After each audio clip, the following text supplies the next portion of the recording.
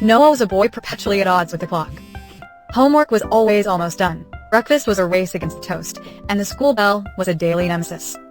His parents, exasperated but loving, tried everything from extra alarms to elaborate chore charts, but Noah's internal clock seemed to operate on a different dimension. For his 10th birthday, his eccentric Aunt May, known for her peculiar antique shop and even more peculiar gifts, presented him with a sleek, obsidian black smartwatch. It had no visible buttons, just a smooth, dark face that shimmered faintly. "It's a Chronos Shard," she whispered, "and it will teach you about time if you let it." Noah, more interested in the latest video game, merely nodded, strapping the watch on his wrist. The next morning, facing another late start for school, he idly tapped the watch face. To his astonishment, the world around him slowed to a crawl.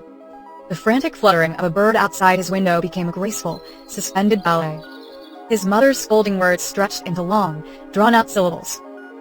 With a jolt, Noah realized he could move normally while everything else was in slow motion. He finished his breakfast, packed his bag, and even tied his shoelaces with unprecedented calm.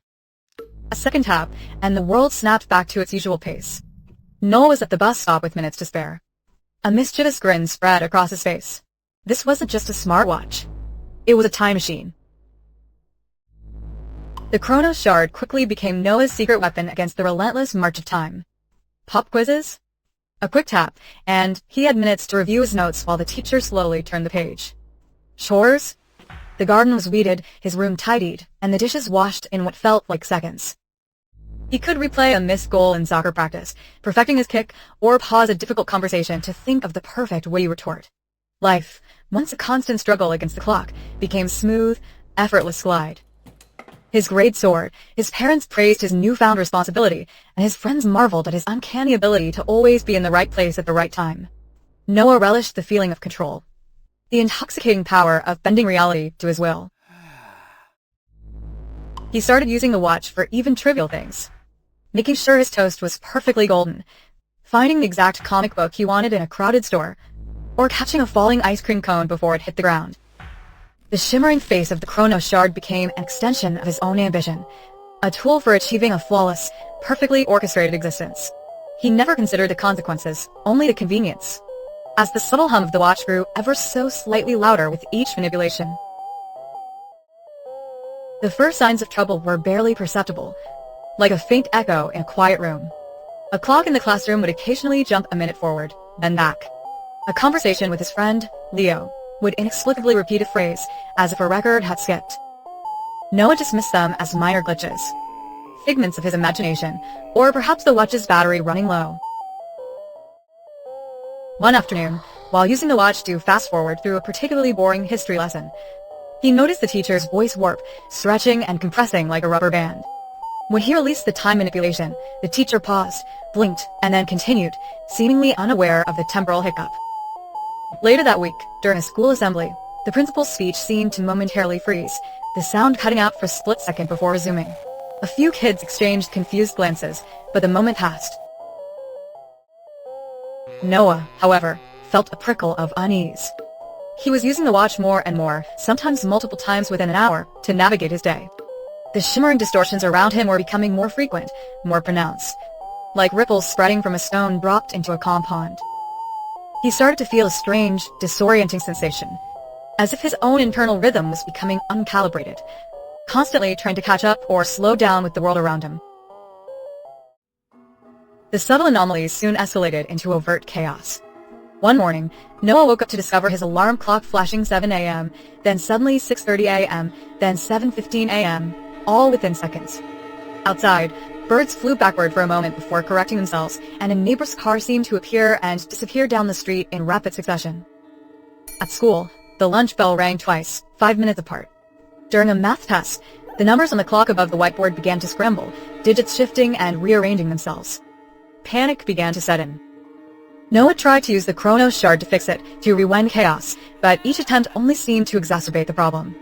When he tried to pause a moment, it would stutter, then lurch forward at an alarming pace. When he tried to speed things up, objects would appear and disappear, leaving ghostly afterimages. His friends and family noticed his increasing agitation. Leo complained of constant déjà vu, and his mother mentioned feeling like she was losing her mind, with things never being where she left them. The world was becoming a temporal kaleidoscope, and no one knew, with a sinking dread, that he was the cause. The shimmering distortions now clung to everything, making the world appear blurry and unstable, as if reality itself was struggling to hold its form. Desperate, Noah remembered Aunt May's words. "It will teach you about time if you let it." He rushed to her antique shop, the Chronos Shard pulsing erratically on his wrist, its dark face flickering with unsettling light. Aunt May, her shop filled with the scent of aged wood and forgotten stories, looked at him with knowing eyes. "So, the Chronos Shard has shown you its true nature," she said, her voice calm despite Noah's frantic explanation. She explained that the watch was not merely a tool for control, but a fragment of the universe's primordial rhythm, a shard of pure, unadulterated time. "You've been trying to force its will, Noah," she explained, "but time cannot be commanded. It flows, it ebbs, it dances. When you try to bind it, you only tangle its threads, creating ripples that distort all of reality." She showed him an ancient, leather-bound book, its pages filled with cryptic symbols and illustrations of cosmic gears. "The true mastery of time," she said, pointing to a faded drawing of a boy standing peacefully amidst a swirling vortex, "is not to control it, but to understand its flow, to move with it, not against it. You must learn to listen to its natural rhythm, to find your place within its current, not to divert its river." Noah realized the enormity of his mistake, the arrogant misuse of a power he barely understood. The shimmering chaos outside the shop window now seemed to mock his childish attempts at manipulation. Aunt May's words echoed in Noah's mind. Listen to its natural rhythm. He returned home, the world outside a dizzying blur of temporal anomalies. Cars appeared and disappeared, people walked in reverse for a few steps, and conversations looped endlessly. He sat in his room, clutching the Chronos Shard, its erratic pulse now feeling like a frantic heartbeat. He tried to remember a time before the watch, a time when he simply experienced moments as they happened. He closed his eyes, focusing not on what he could do with the watch, but on what he should do. He thought of the gentle ticking of a grandfather clock, the slow growth of a tree, the steady rise and fall of a tide. He realized that true mastery wasn't about imposing his will, but about surrendering to the natural order. The watch hummed, a low, resonant vibration against his skin. He stopped trying to manipulate it. He simply felt it, letting its erratic energy wash over him. Not fighting it, but trying to merge with its chaotic pulse. He imagined himself as a leaf on a river, letting the current guide him, rather than trying to paddle upstream. He needed to find the core, the unblemished heart of the Chronos, buried beneath the layers of his own impatient interference. With a deep breath, Noah focused. He remembered Aunt May's drawing, the boy serene amidst the chaos. He stopped tapping, stopped trying to rewind or fast forward. Instead, he concentrated on the present moment, on the feeling of his own breath, the texture of his shirt, the distant sound of a dog barking. As he released his grip on the desire to control, a strange thing happened. The frantic flickering of the Chronos Shard began to stabilize. Its light, once erratic and jarring, softened into a gentle, steady glow. The shimmering distortions in his room, the ghostly afterimages, slowly began to fade. He opened his eyes. The world still held a faint, residual shimmer, but it was no longer chaotic. It was like a pond settling after a storm, the ripples gradually smoothing out. Noah realized that the watch wasn't meant to be a remote control for life, but a subtle instrument, a reminder to live fully in each second. He spent the rest of the day simply observing, without interference.